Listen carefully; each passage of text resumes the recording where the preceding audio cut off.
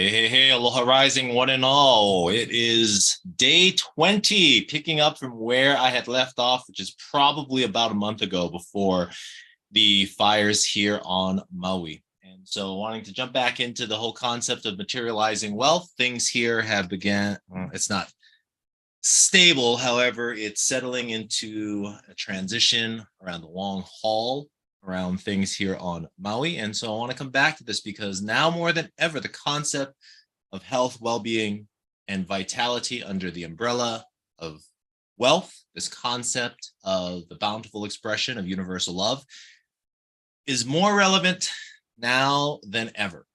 And so I want to jump back into this concept because I feel like these concepts are things that are really going to be helpful, both here on what's happening on Maui, yet really what's happening around in our world and in our planet. So last time we were talking about this concept of cause and effect and how these actions that are happening, generally speaking, is and produces an effect, a consequence of some sort.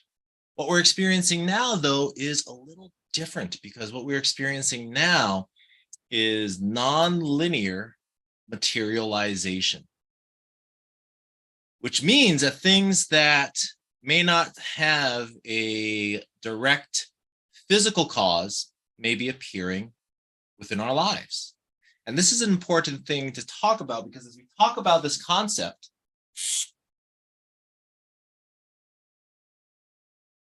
cause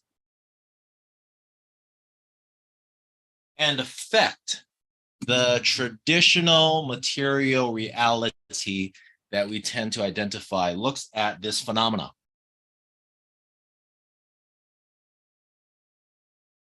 Right?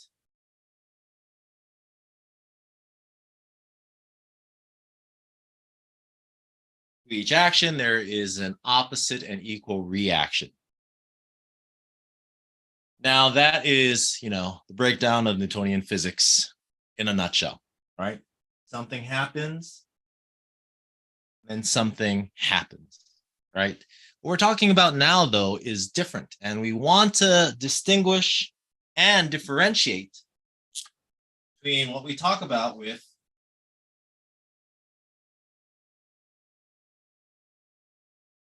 manifestation,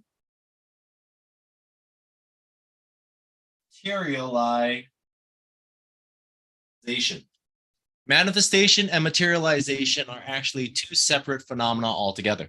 When we talk about manifestation, this is an idea, a concept. It's information that is laid out in what's called a morphogenetic field, a field of information that has not turned into a material reality yet.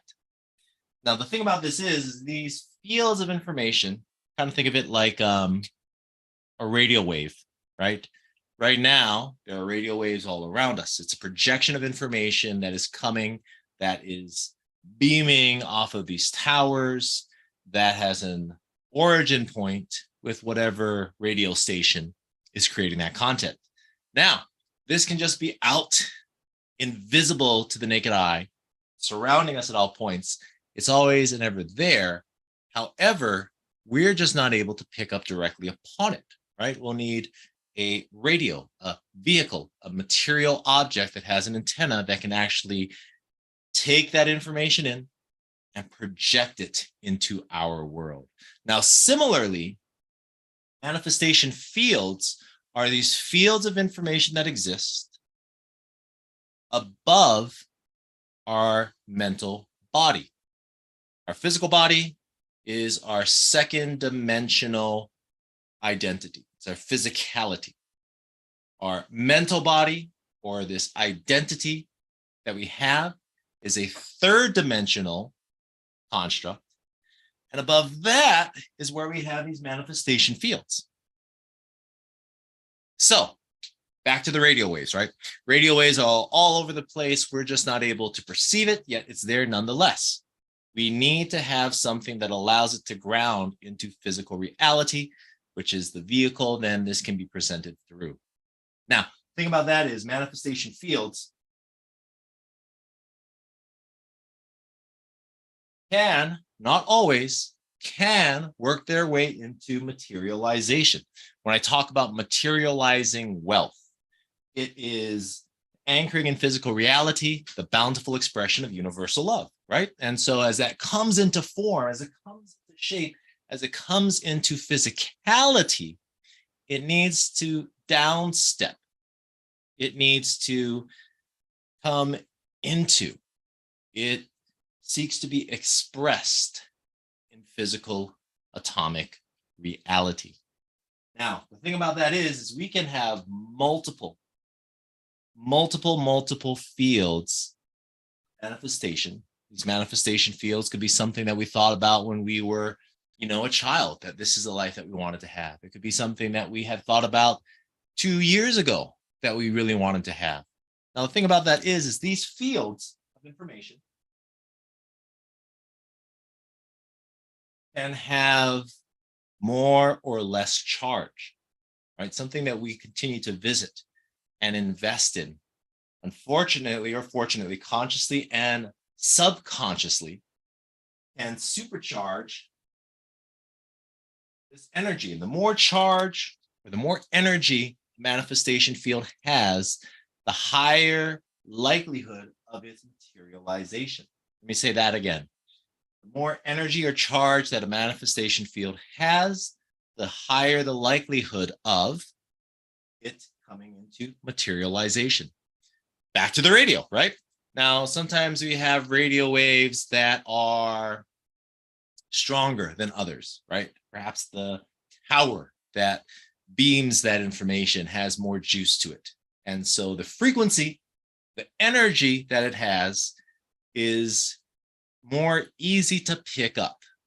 In this case, the more energy a manifestation field has, the higher the likelihood it is to come into materialization. And so, again, I said consciously and subconsciously. Now, that's the kicker. It's not just the fields that we're consciously and intentionally thinking about. It's also the fields of information that our subconscious may also have. And this is where it is very important to pause, to move into the emotional body, right?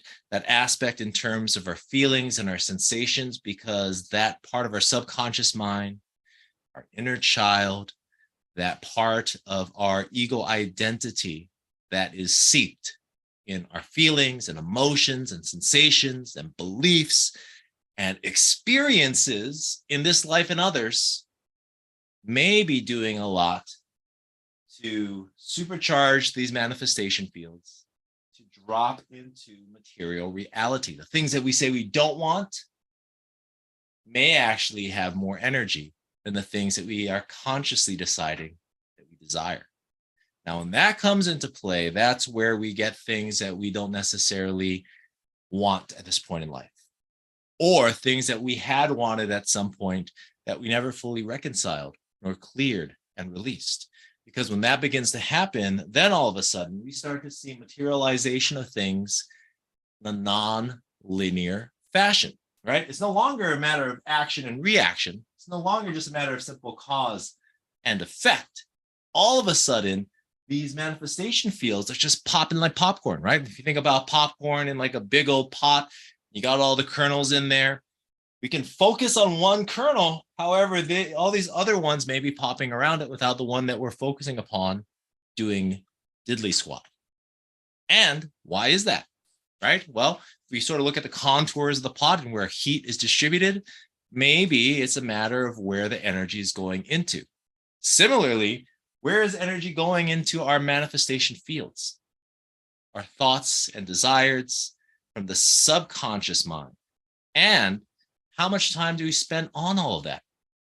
Because if we want to take our energy, reallocate it from our subconscious mind into our conscious mind, it takes the redirection, well, first the reclamation, taking energy from the things that we may no longer want in our lives, to redirect it now into the things that we consciously are deciding that we do desire and want to remain intentional upon, and then be able to pour that emotion, that affection, that energy to consciously supercharge these intentions, these wants, these wishes, these manifestation fields to further the whole process to materialize our true heart's desires.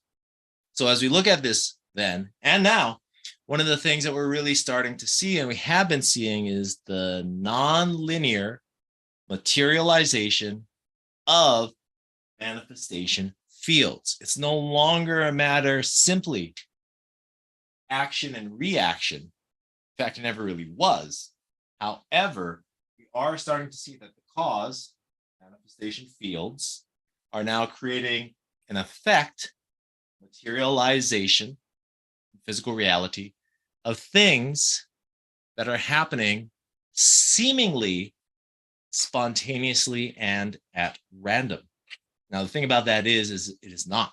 So a great exercise to go through is kind of clearing those fields, right? What are the things that we are feeling and sensing? One, going into our own emotional body. Two, what are the things that we are saying that we want, right? And being able to pour more emotion into it, because it's not just a matter of being able to see clearly, to experience viscerally. It's the sensations of that energy in motion or our emotion that can bring to life as well as to light what it is that we truly desire in our lives. All right.